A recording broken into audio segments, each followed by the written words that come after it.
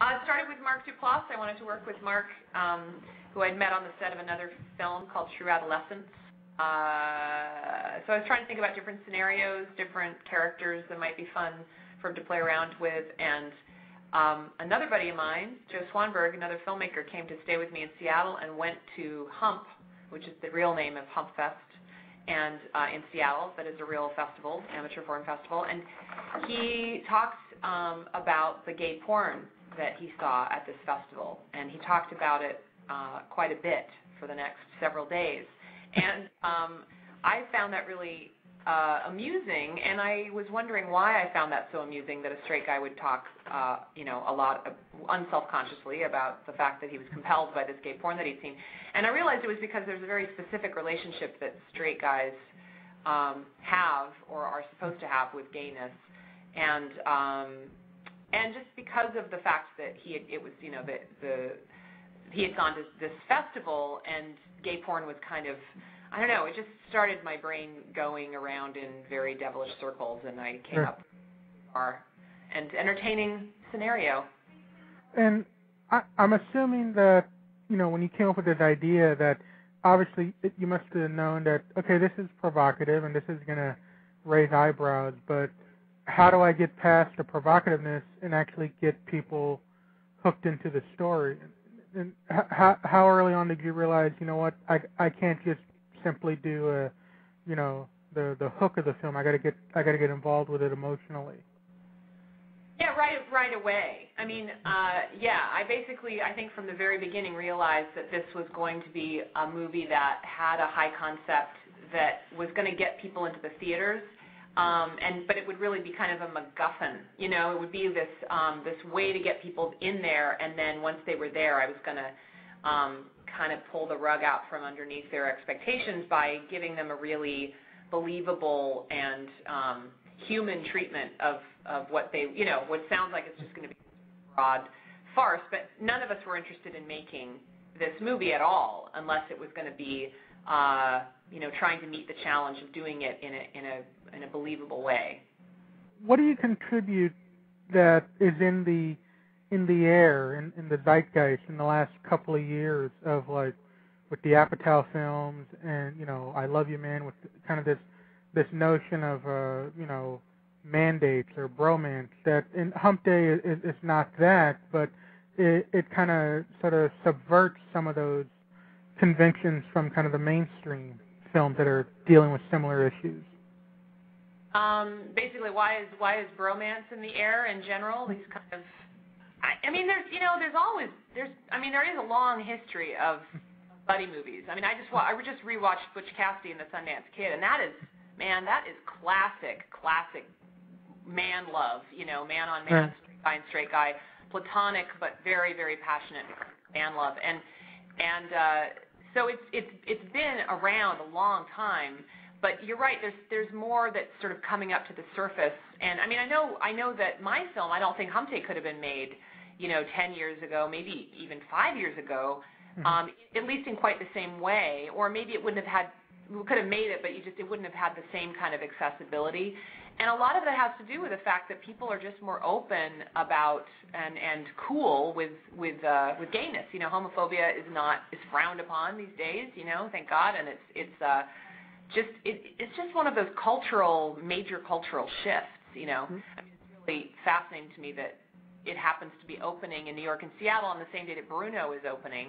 And there's another movie that is obviously a totally different tone, but is really is kind of dealing with a lot of the same territory, Right. And so it's just kind of a big sort of cultural moment, I guess. And you studied theater, and I'm wondering how that background served you with this particular material, because obviously, this could have, this is kind of the idea that could be one of those experimental theater projects, but obviously you're working in film, so I'm wondering what of your theater background did you bring to this material? I think an empathy for the acting process. I know that I also remembered that when directors really trusted me as an actor, that I always brought more to the project, more of myself, more energy, and I think I did a better job. And so, and that sense in general in theater, that was the one time in my life that I really had experienced collaboration. And so, I wasn't the one at the helm, but I'd been a part of that process. And so that, I think, all contributed heavily. And so when she came up with this idea, what was that like when she said, I have an idea that's something I think we can work on, and she tells you, did she tell you the idea, or did she just give you the script and say, look at this, and what was your reaction?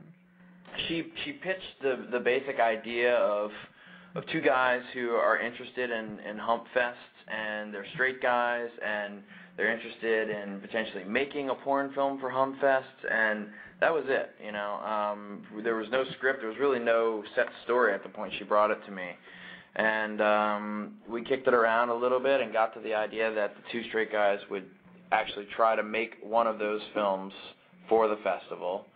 And then, she asked me if I wanted to play Andrew, the character that Josh plays, and I felt a little more connected to Ben. And I had just played a role in a movie called True Adolescence, where I was a bit of the Peter Pan slacker, kind of a little bit too old for the adventuring lifestyle, and so I didn't want to repeat that role. And so, then the question came up of who's going to play Andrew. And I immediately thought of Josh, because we had struck up a friendship recently, and I knew he had the right energy to work at least opposite me, and at the risk of sounding pretentious, or actually there's really no risk, it's going to sound pretentious.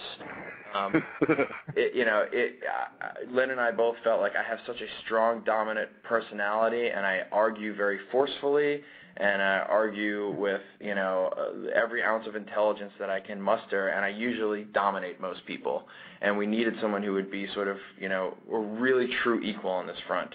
And I knew Josh well enough to know, he's super smart, he's very sensitive, very aggressive, can also be very passive-aggressive and manipulative, all the right qualities for, a true adversary. Sounds like y'all had a connection early on, even before the material.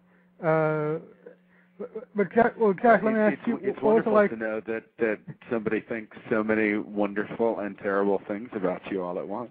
Yeah. Well, let me ask you, what was it like when you heard about the concept and you read it? What was your initial reaction? Well, I just have to say, I got the most obtuse film pitch in film history, which was Mark Duplass, I believe, in retrospect, playing on the fact that I was a fan of him as a person and as a filmmaker, who just sent me a one-line email asking me if I wanted to play his best friend in a movie that his friend Lynn was directing. To which I said yes, to which he then told me it was a film about two straight guys who try to make a gay porn. So I walked into this project doing it for the people, much more so than for the pitch, and I guess had enough faith in Mark, and then because of his vouch for Lynn and subsequently watching her films, that nobody was interested, as Lynn said, in making a farce. Yeah. And so that became really interesting. It became a tremendous challenge to take such a kind of stupid high concept pitch about these two doofusy alpha male dudes who paint themselves into a corner and reverse engineer it into something really human and really hopefully relatable. Well, let me ask you this, Josh. I mean, this film was a big hit at Sundance, and obviously you've had the Sundance experience with the big sensation. It was literally, I guess it was 10 years ago, returning to the scene of the crime with the Blair Witch Project. What did you know now, when going to Sundance, of that experience, that you were in a film that was going to be buzzed about, as opposed to from that first time around? Well, I think I think right now I think just personally in my life, I try to work with people I like. I try to do things that I think I'm good at, and do my best once I get there, and then if things do work out, just to appreciate every second of it, because in my experience, most of the time it doesn't work out the way you think, and I know just the stamina and the absolute lack of backup plan are the two things that have kept me going for the last 15 years in independent film. But when there's no better case scenario than when you make a film for the right reasons with people that you love and respect, and an audience responds to it too. It is such an absolute win all the way around that and with the limited amount of theatrical distribution at this point, just knowing that Humpday is going into theaters with about the budget of an economy car, is really the amount of obstacles that you have to swerve around to even get where we're at is such a win that I'm just really grateful for it, and don't expect the next one or the next 5 to work out so well, but it's a great checkpoint along the way. Right. When did y'all realize? Obviously y'all knew each other, so there must have been a little bit of an inherent trust there. But then when you started really working with the material and kind of feeling it out, when did you realize, okay, yes, we knew each other before this, but now that there really is an emotional connection going on between you two in the acting? How early on did that occur, or was there a specific moment when you realized that was occurring?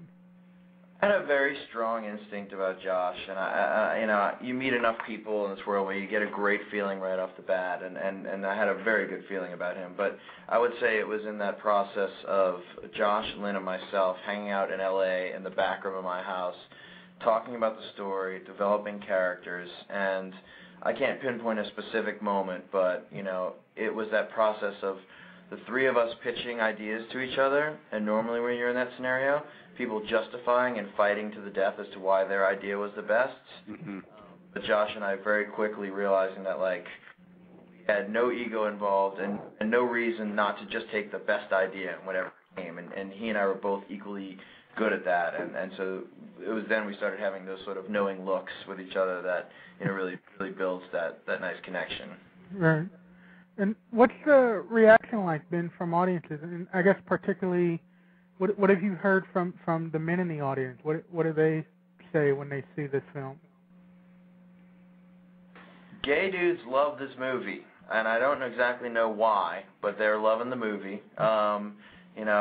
The straight guys that I have talked to specifically in this movie, the thing that's really connecting with me is they're saying things to me like, man, I kind of didn't want to come see this movie because the premise seemed a little stupid, but my friend told me I should, so I did, and I'm so glad I did because I never really thought I could connect with the thought of having sex with one of my best friends, but knowing what this movie is rooted in now, and knowing that it's about friendship and it's about the desire to connect with your former self and the best version of yourself and how confusing that gets, I really see, holy shit, I could see myself doing what Ben and Andrew got themselves into, and that's a huge victory for us.